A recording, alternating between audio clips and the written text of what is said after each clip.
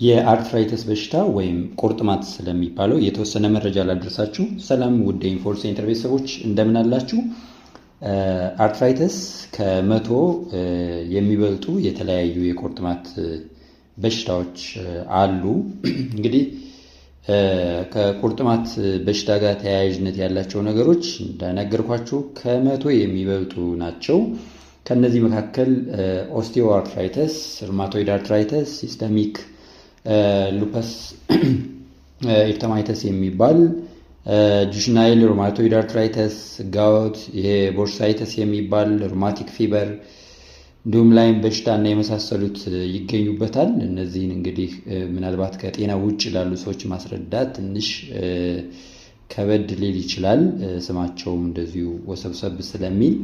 ለማንኛውም እነዚህ በሽታዎች አንጓዎችን ብቻ ሳይሆን አንጓዎቹ ዙሪያ ያሉ ወይም አንጓዎቹን ደግፈው የሚይዙትን ጡንቻዎች፣ አጥንቶች እንዲሁም ደግሞ አጥንትን ከጡንቻና አጥንትን ከአጥንት ከሚያገናኙ ጅማቶች ጭምር ላይ ጥቃት የሚያደርሱ ናቸው።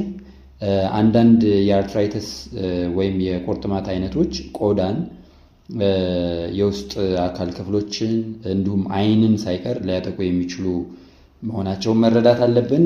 እንግዲህ መንስኤው ምንድን ነው? ይሄ የአርትራይተስ በሽታ ወይም የቁርጥማት በሽታ መንስኤና ምልክቱ ምንድን ነው ወደሚለው ስንሄድ አብዛኛውን ጊዜ በተለይ ይሄ ሩማቶይድ አርትራይተስ የሚያጠቃው የግራውንና የቀኙን የሰውነት ክፍል በአንድ ላይ ሲሆን ቁርጭምጭሚቶችን፣ ጉልበቶችን፣ እግሮችን ይጎዳል።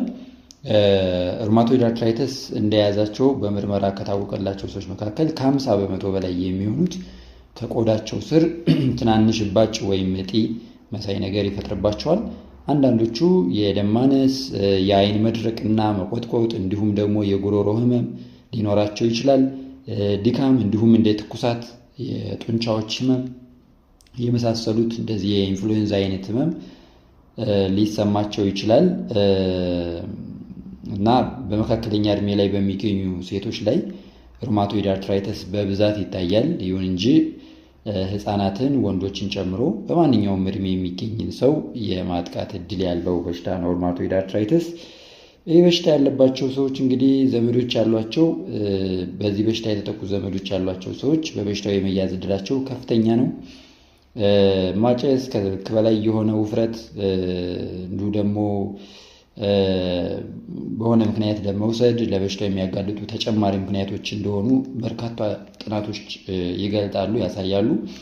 በአርትራይተስ በሽታ የተያዙ ሰዎች የቅርጽ መበላሸት፣ ይሄ መሽመድመድ፣ የህመም ስቃይ እነሱን ነገር ለማስተናገድ ይገደዳሉ። እንግዲህ ህክምናው ምንድን ነው ስንል የአርትራይተስ ህክምና አብዛኛውን ጊዜ የተለያዩ መድኃኒቶችን መውሰድ፣ አካላዊ እንቅስቃሴና የአኗኗር ለውጥ ማድረግን ያጠቃልላል።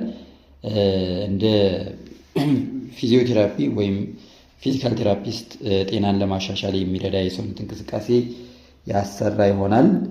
ወይም ከፊዚዮቴራፒስት ጋር መገናኘት፣ መመካከር ያስፈልጋል።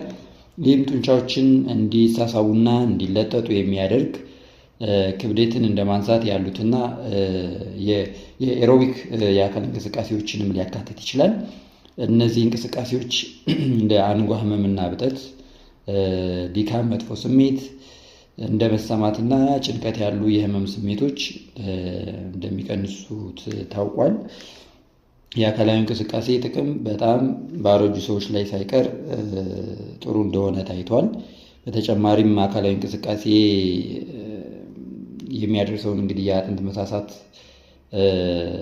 ስለሚቀንስ አካላዊ እንቅስቃሴ በምናደርግ ሰዓት የአጥንት መሳሳታችን ሁሉ ይቀንሳል።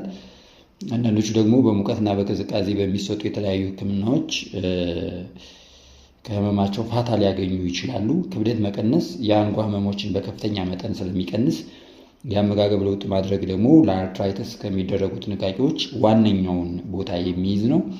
ጠቆር ያለ አረንጓዴ ቀለም ያላቸውን በካልሽየም የበለጸጉ ቅጠላቅጠሎች፣ ትኩስ ፍራፍሬዎችን እንደዚህ እንደ ኦሜጋ 3 ወይም ፋቲ አሲድ የሚባለው ንጥረ ምግብ የሚገኙባቸውን የቀዝቃዛ አካባቢዎች እንደ አካባቢ የሚገኙ አሳዎችን አዘውትሮ መመገብ፣ በፋብሪካዎች በመዘጋጀታቸው ምክንያት ደግሞ የተፈጥሮ ባህሪያቸውን ያጡና የቅባት ክምችት ያላቸውን ምግቦች ደግሞ መቀነስ ያስፈልጋል። ክብደትን ለመቀነስ ደግሞ ከፍተኛ ጥረት ማድረግ ያስፈልጋል እና የህመም ስሜትን የሚቀንሱ መድኃኒቶችንም እንደዚሁ እየወሰድን ከዚህ ከቁርጥማት ወይም የአርትራይተስ በሽታ በተወሰነ ደረጃ ማገገም እንደሚቻል ነው እንግዲህ የምንረዳው። እንግዲህ ሕክምና በሚሰጥበት ጊዜ